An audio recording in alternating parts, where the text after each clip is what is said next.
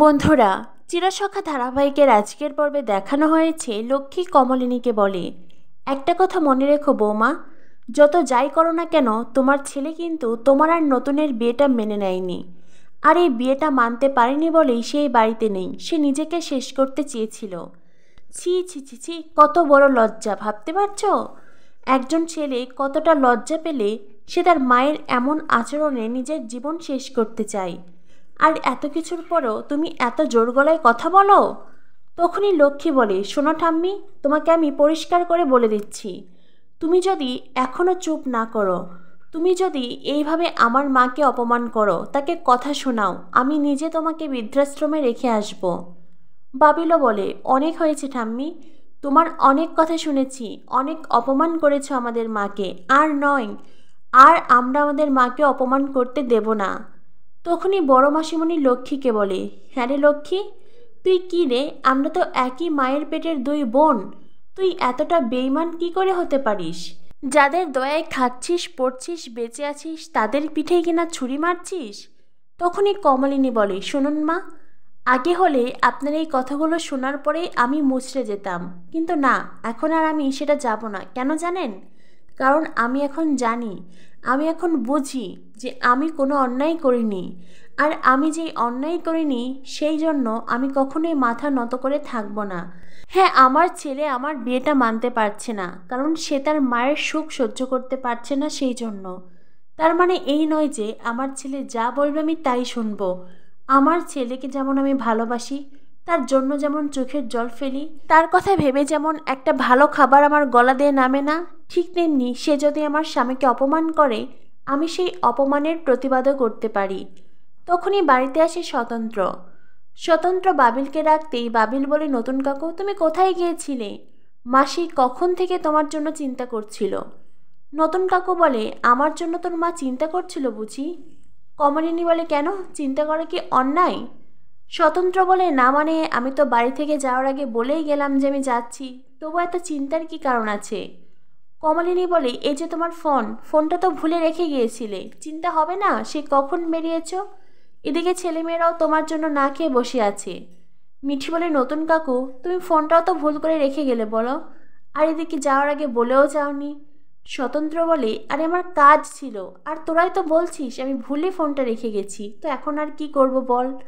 মিঠি বলে, তো বলে যাবে তো, তোমার দেরি হবে। কমলিনী বলে, সবাই না খেয়ে আমরা বসে আছি, এসো খাবে, এসো, আমি খাবার রেডি করছি। এই বলে কমলিনী রান্নাঘরে যেতে চাই। পিছন থেকে স্বতন্ত্র বলে, আরও দুজনের জন্য খাবার রেডি করো। কমলিনী বলে, আরও দুজন? কারা এসেছে? তোমার সাথে কেউ কি এসেছে? তখনই স্বতন্ত্র বলে, কিরে তোরা ভেতরে আয়। বুবলাই বাড়ির ভেতরে আসে। বুবলাইকে দেখে কমলিনী, মিঠি, বাবিল সবাই অবাক হয়ে যায়। কমলিনী ছুটে যায়, বুবলাইয়ের সামনে দাঁড়ায়। বুবলাই, তুই কেমন আছিস বাবা? কমলিনী জানতে চায়। বুবলাই বলে, আমি ভালো আছি মা। কমলিনী বলে, কিছু খেয়েছিস? বুবলাই বলে, না মা, কিছু খাওয়া হয়নি। আসলে কি বলতো, বর্ষার বাপের বাড়ি থেকে খাবার আসে, তো তো আমরা যখন বেরিয়েছি তার আগে অবধি খাবার আসেনি, আর পরে ফোন করে জানিয়ে দিয়েছি খাবার পাঠাতে হবে না, কারণ আমরা তো চলেই আসছি। বর্ষা বলে, নতুন কাকু হাতে পায়ে ধরে আমাদেরকে ফিরিয়ে আনলো। তখনই বুবলাই বলে, বর্ষা চুপ করো না, বিষয়টি এমন নয়। বর্ষা বলে, না মানে সবাই অবাক হয়ে তাকিয়ে আছে, সেজন্যই বললাম। তখনই লক্ষ্মী বলে, যাক বাবা, বাড়ির ছেলে বাড়িতে ফিরে এসেছে, সেটাই ভালো খবর। বুবলাই, তুই কিন্তু এখনও আমার সাথে কথা বললি না, তাতে কি, এই বাড়িতে থাকবি, তোকে দেখতে পাবো, এটাই তো অনেক বড় বিষয়। তখনই মিঠি বলে, বাবা ঠাম্মি, বর্ষাদি যখন এই বাড়িতে ছিল তখন তো তোমাকে দিয়ে সব কাজ করিয়ে নিত, তবু বর্ষাদি এসেছে বলে তোমার এত দরদ? লক্ষ্মী বলে, এই তুই চুপ করতো, যতই হোক বর্ষা এ বাড়ির বউ, আমার না তো বউ। ও আমাকে দিয়ে কাজ করিয়ে নিয়েছে, কারণ ও কাজ করতে পারতো না, তাই হয়তো বলেছে, তাতে করে কি ও পর হয়ে গেল নাকি? তখনই বড় মাসিমণি লক্ষ্মীকে বলে, বাবা, তোর মুখের কথা দেখি শেষই হচ্ছে না, না মানে এখনও তুই এত সব কথা বলছিস কি করে রে? তখনই মিঠি বর্ষা বুবলাইকে বলে, শোন দাদা ভাই, বর্ষাদি, তোমাকেও বলছি, তোমরা এই বাড়িতে ফিরে এসেছো বেশ ভালো কথা, কিন্তু এই বাড়িতে ফিরে এসেছে আমার মাকে অপমান করবে, সেইটা কিন্তু আমরা মেনে নেব না। বাবিল বলে, একদমই তাই দাদাভাই, তুই কিন্তু কোনোভাবেই মাকে অপমান করবি না। বড় বাসিমণি বুবলাইকে বলে, তোমরা এই বাড়িতে যখন ফিরে এসেছো তখন নিশ্চয়ই এটা ভেবেই এসেছো যে বৌমা নতুন, ওদের সম্পর্ক নিয়ে কোনো কথা বলা যাবে না কিংবা ওদেরকে অপমান করা যাবে না। বুবলাই তার মায়ের দিকে তাকায়। বুবলাই তার মাকে বলে, মা সরি মা, আমায় তুমি ক্ষমা করে দিও। যেটা শুনে কমলিনীর মন ভরে যায়। কমলিনী বুবলাইকে জড়িয়ে ধরে কাঁদতে থাকে। বড় মাসিমণি বর্ষাকে বলে, বর্ষা রানী, তুমি তো বলেছিলে তুমি আর এই বাড়িতে কোনো দিনও ফিরবে না। তখনই বর্ষা বলে, সে কি, তুমি জানো না স্বামী যেখানে যাবে স্ত্রীর তো সেখানেই যেতে হবে, এটাই তো স্ত্রীর ধর্ম। আমার স্বামী এখানে এসেছে, আমাকে তো এখানে আসতেই হতো। আর তাছাড়াও সবাই তো আর এমনটা পারে না যে স্বামীকে ইগনোর করে স্বামীর বন্ধুর গলা জড়িয়ে বাঁচতে। কথাটা বর্ষা কমলিনীকে উদ্দেশ্য করে বলে, যদিও কমলিনী তার কোনো প্রতিবাদ করে না। অন্যদিকে দেখানো হয় ডাবলু তার বউ সুলক্ষণাকে নিয়ে বাড়ির দরজার সামনে দাঁড়িয়েছে। সবাই তখন কুর্চিকে বলে, কুর্চি, নতুন বউ বরণ করো। কুর্চি বলে, আপনারা এতকাল আমার ছেলেকে দেখে এসেছেন, আপনারা গুরুজন, আপনারাই বরণ করুন। তখনই অয়নদীপ বলে, শুনেছ, তোমরা শুনেছ বৌদিরা, আমার বউয়ের কথা শুনো। আর এই ছেলে তার বউ নিয়ে এসে দাঁড়িয়ে আছে, ছেলের বউকে কে বরণ করবে বলো তো? সবাই বলে, শাশুড়ি মা। অয়নদীপ বলে, হ্যাঁ, শাশুড়ি মারই তো বরণ করার কথা, আর সেই শাশুড়ি মা কিনা এখন এখানে দাঁড়িয়ে তালবাহানা করছে। এরপরেই সবার কথায় কুর্চি তার ছেলের বউকে বরণ করে ঘরে তোলে। সুলক্ষণা, যে কিনা এই বাড়ির লক্ষ্মী হয়ে এসেছে, দুধে আলতায় তার পায়ের ছাপে স্পষ্ট। সবাই সেটা দেখে খুব খুশি হয়ে যায়। এরপরে অয়নদীপ সুলক্ষণাকে বলে, সুলক্ষণা, তুমি তো বলেছিলে এই বাড়িতে বউ হয়ে এসেই তুমি কিছু কথা বলতে চাও, তো সেই কথাগুলো কি তুমি ভুলে গেলে? তখনই ডাবলু বলে, না বাবা, সুলক্ষণা কিচ্ছু হলেনি, বরং ও তো আমার কাছে জানতে চাইছিল ও এখন এই কথাগুলো বলতে পারবে কি না।